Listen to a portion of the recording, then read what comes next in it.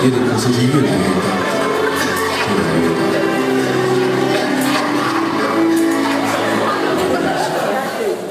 过不了这个冬天，更担心它会传染给我。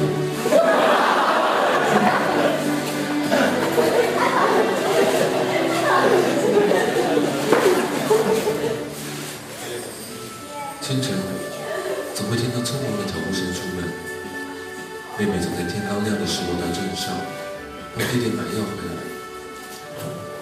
来来回回，来来回回，一转眼就是1个月。我没起家计，以卖鞋为生，日子过得很苦，但也过得去。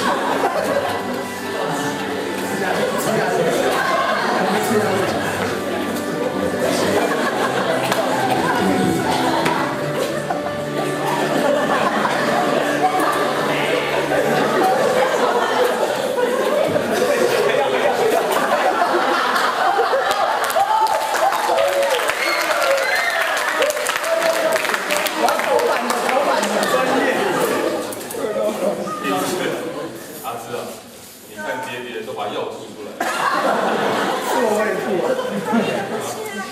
怎么办？爹，你醒醒！你一定要赶快睁着，不然我怕你一路上就再也睁不开来了，怎么办？阿珍，说过多少次了？谁让你跟这样爹讲话？对，我知道。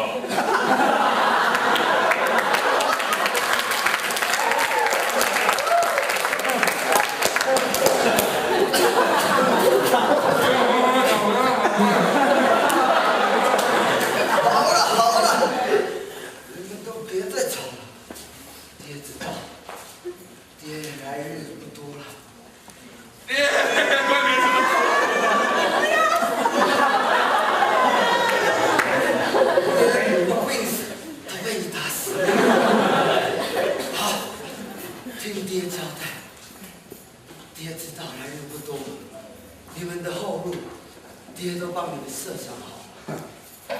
有个杂碎，长这个样子，长这个样子，长这个样子，长这个样子。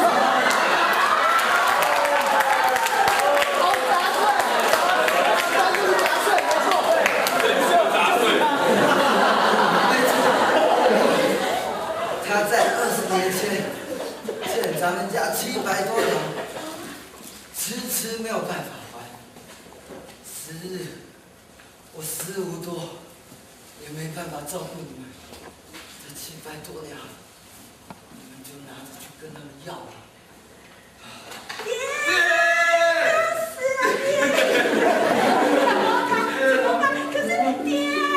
那天晚上的爹没有再开玩笑了，就这样离我们而去。我们妹妹筹了点钱，希望爹在另一个世界可以安息，再也不会痛苦。为了完成爹的心愿，我想我应该为自己的将来做点打算。